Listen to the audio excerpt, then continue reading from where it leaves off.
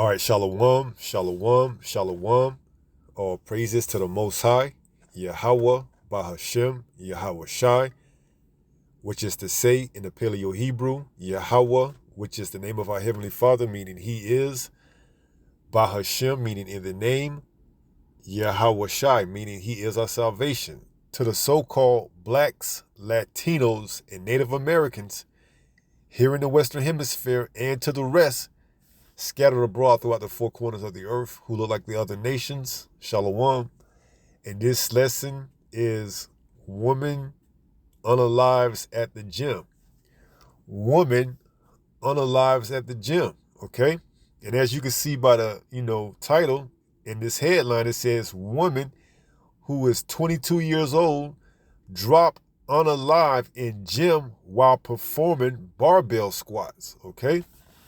So this woman, young, vibrant, in her prime, went to the gym, was doing barbell squats, which is when you get up under the barbell.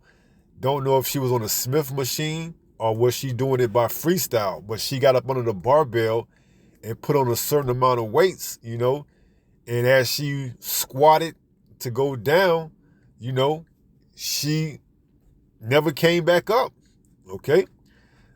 Slack it. So it says, woman, 22, drops unalive in gym while performing barbell squats.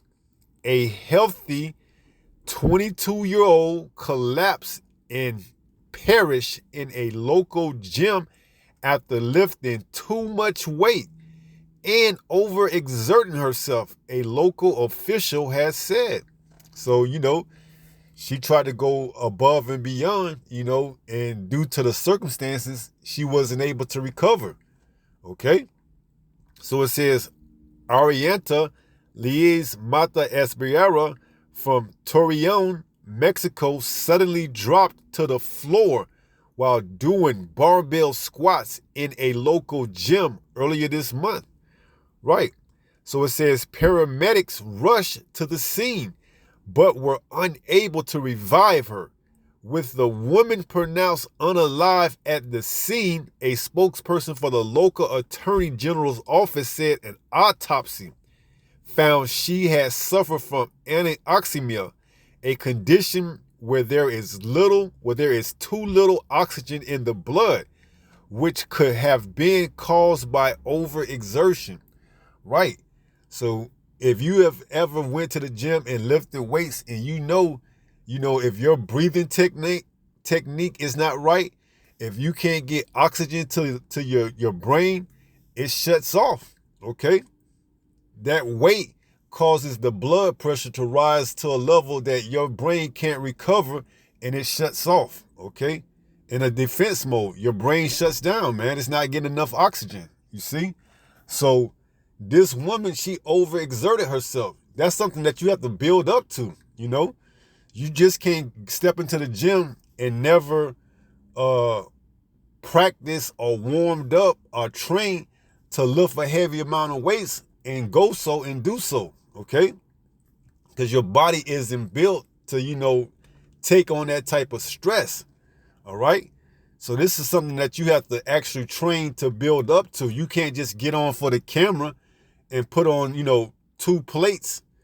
And here it is, that's 225 and you weigh $105. Your body can't take that type of weight. That's why it's called weight training. You have to train your body to that limit, okay? You can't get on and just want to put on for the gram. If that's the case, just go get you some fake weights, okay?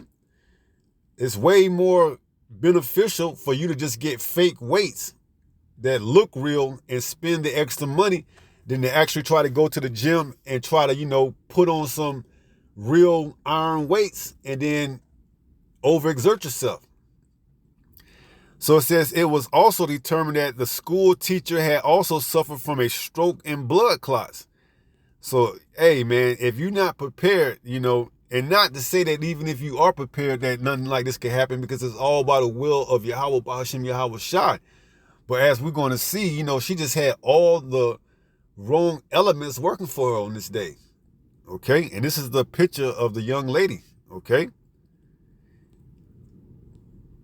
And it says, it is not known how much weight was Esparza was lifting, but the average woman can squat about 154 pounds for one rep, experts suggest. Anoxemia is not uncommon according to doctors and can be caused by exercising at high altitudes. So it says it's not uncommon because, hey, I myself have come close to that, where you don't breathe correctly and you feel lightheaded once you get up, man. That's why you see people who do deadlifts. If they lift too much and the oxygen can't get to their brain, they pass out. Okay? That's why it says it's best that you hydrate yourself and keep yourself hydrated during workout sessions, okay? Because once that blood stops flowing and it gets cut off to your brain, that's it, man. You're gonna pass out. Okay? So it says, anoxemia is not uncommon according to doctors and can be caused by exercises at high altitudes, such as in Torreon, which is 3,600 feet above sea level. So on top of that, you have the air being so thin because you're so high above the sea level that's another factor that's adding on to it. So you definitely got to be on top of your game when you go and exercise or something like that. In Denver, they got the Mile High Stadium, and players will attest that when they go and play, whether it's in football or basketball, it's harder breathing up in there because you're so up, over the sea level that it's hard to breathe, okay? So it says, for comparison, New York City is only 33 feet above sea level, while Los Angeles is 305 feet above sea level. So Torreon is 10 times that of Los Angeles, okay? So just imagine, all right? Although the air may be cleaner because there's not that much fog, it's thinner, okay? It's thinner, all right? And if you're not trained for that, you can easily catch that anoxemia and, pass out. And in this young lady case, never to wake up again, all right? So, hey, man, the Most High, hey, when he tells you he's about that business, he's about that business, okay? When it says turn to the Most High and make no tarrying, that's exactly what it means, all right? So let's get a few precepts.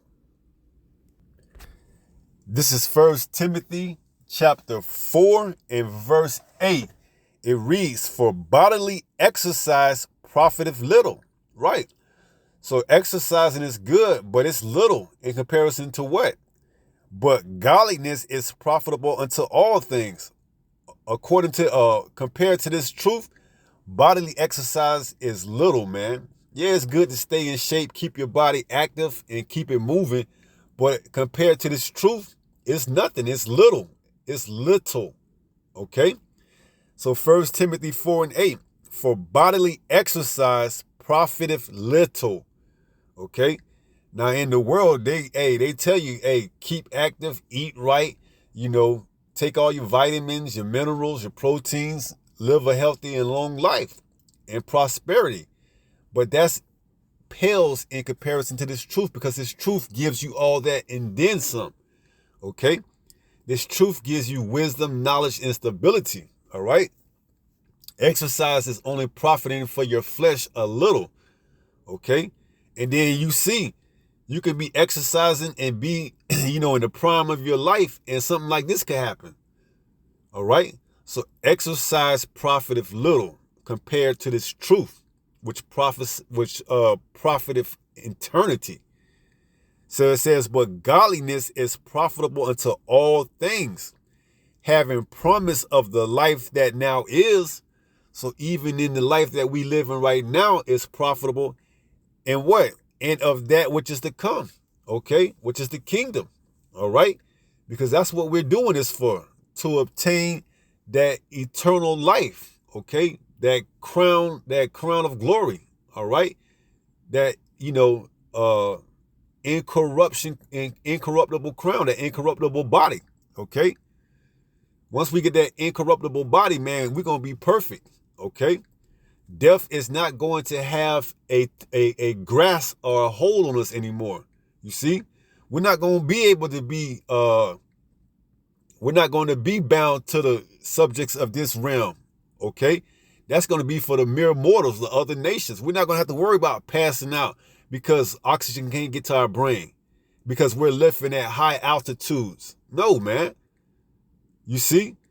That's what we are, hoping for, that we're part of that number, the elect.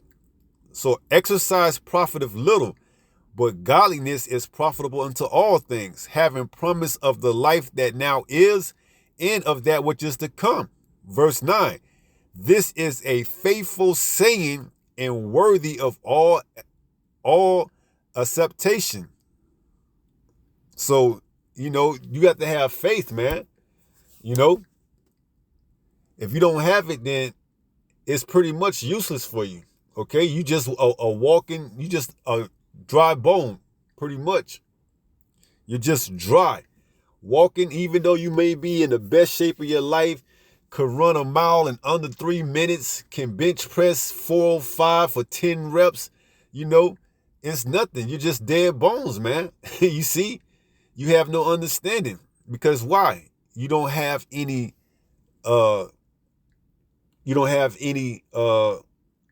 knowledge of who you are, okay?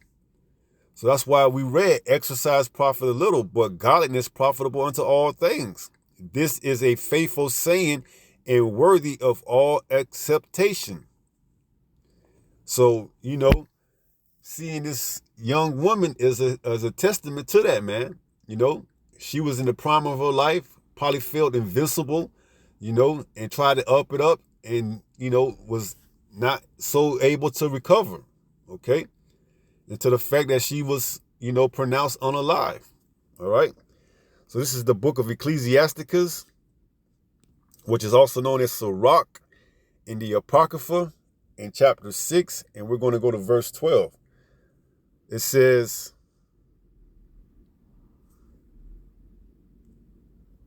it may be Ecclesiastes.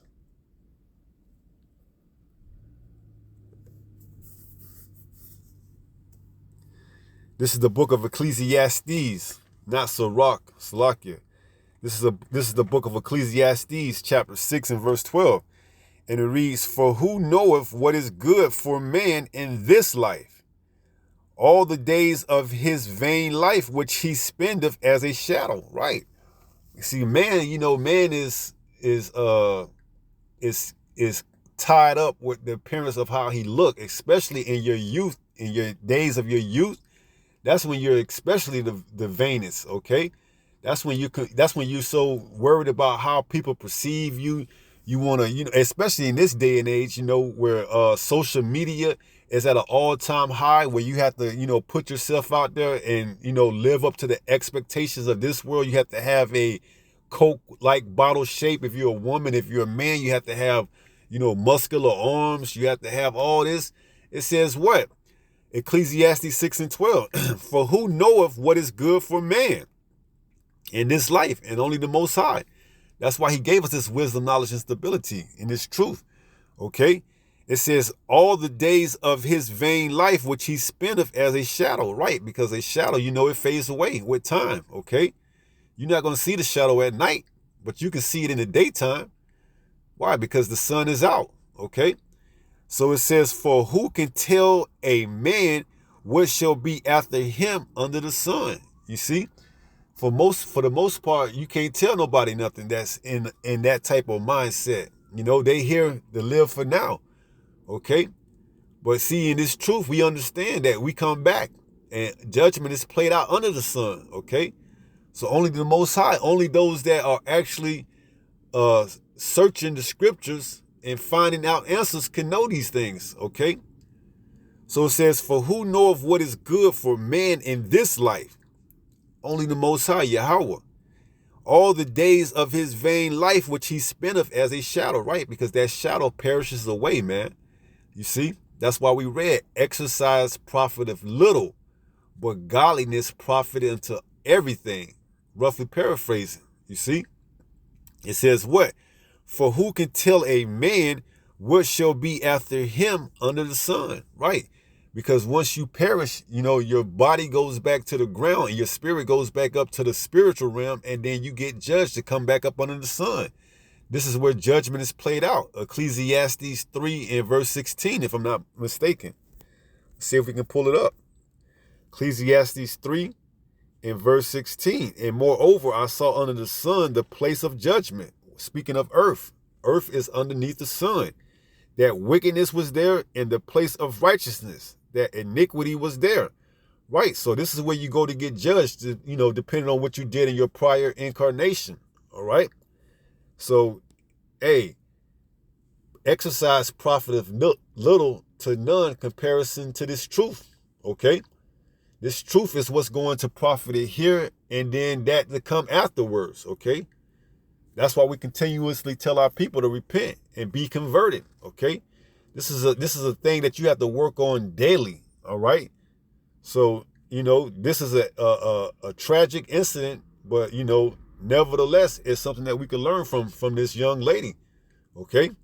Because this could have easily been a man, in his mid-20s, healthy in the time of his life, bench pressing 405 and wanted to go up and do 600. And hey, we done seen the videos before. The barbell falls and drops on his neck, and that's it.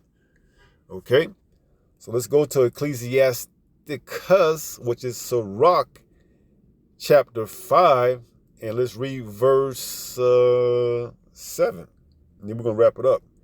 Ecclesiasticus 5 and 7, also known as Sirach in the Apocrypha. Make no tarrying to turn to the Lord. You see? Because that's how like our people, man.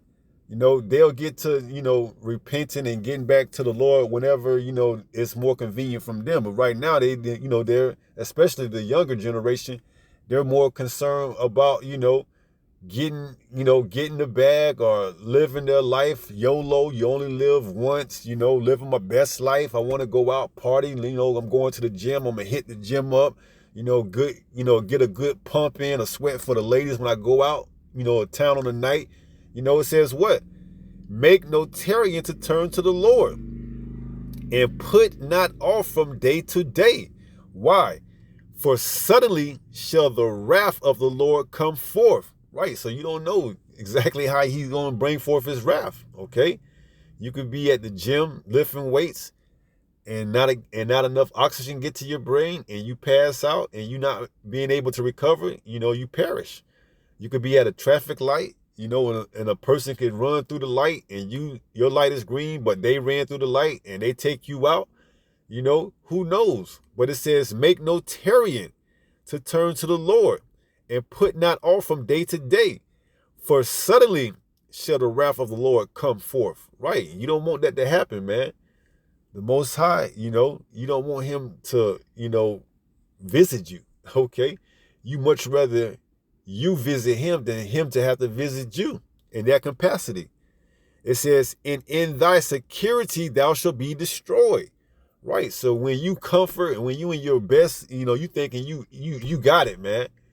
That's when the Most High gonna come up and show up and visit you in one of the forms of a judgment. Okay?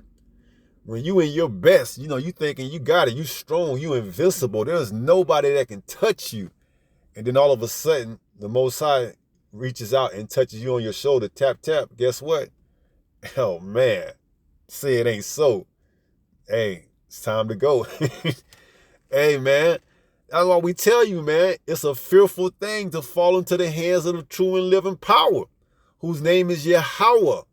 Not God, not Jehovah, not Yah, not Allah, not Ahaya, not Yeshua, not Yahushua. His name is Yahweh. Okay? It is a fearful thing to fall into the hands of the true and living power. Hebrews 10 and 31. Okay? It says what? And in thy security thou shalt be destroyed. What else? And perish in the day of vengeance. Right? Vengeance is mine, thus saith Yahweh. Okay? And eventually he's going to come and, visit this whole planet, in the way of his only begotten son, Yahweh, which we are fastly approaching that time. Okay, we're fastly approaching that time. Yahweh is getting ready to make his second grand entrance. Okay, and it ain't gonna be, pretty, contrary to what the Christian church likes to tell you, or anybody else. Yahweh ain't coming back, humble like he did the first time. No, man. Yahweh is coming back like that lion, okay? Coming to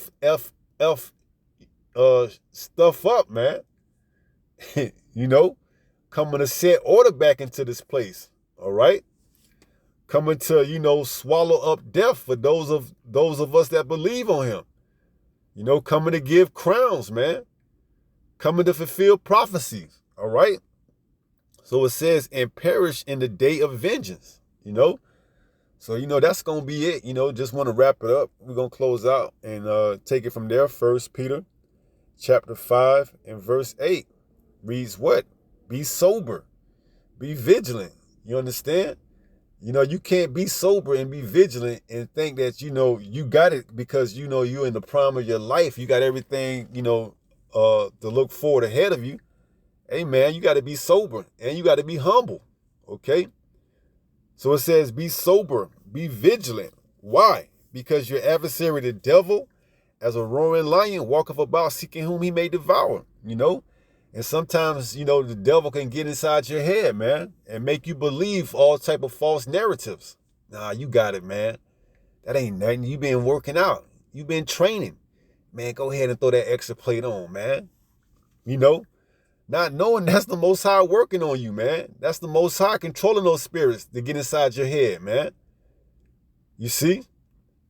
So it says, be sober, be vigilant, because your adversary, the devil, as a roaring lion, walketh about seeking whom he may devour. And yes, ego is a spirit, man. Your ego can get you taken out, man. That's why you have to be humble and contrite. With a contrite spirit, especially when you walking in this truth, man. You can't be, I think I know it all. No, man, you got to keep humble, man. You got to keep that humble, contrite spirit all the way into the end. Because you haven't made it. You haven't endured to the end, you see? But in this world, man, this world can have you to believe everything. You making it, you successful, you got a career that's 6 figures plus, you got a 4-bedroom, 2-car garage house, you got everything you think, man. And then all of a sudden, the Most High tap you on that shoulder, man, and say, hey, it's time to go. And nothing you can do, man. You got to get up out of here, however it is. So, that's going to be it, Just wanted to bring that out and pray someone was edified through this lesson. And until the next time, if it be the Lord's will, stay strong, stay in the faith. We almost home. Shalom. Peace.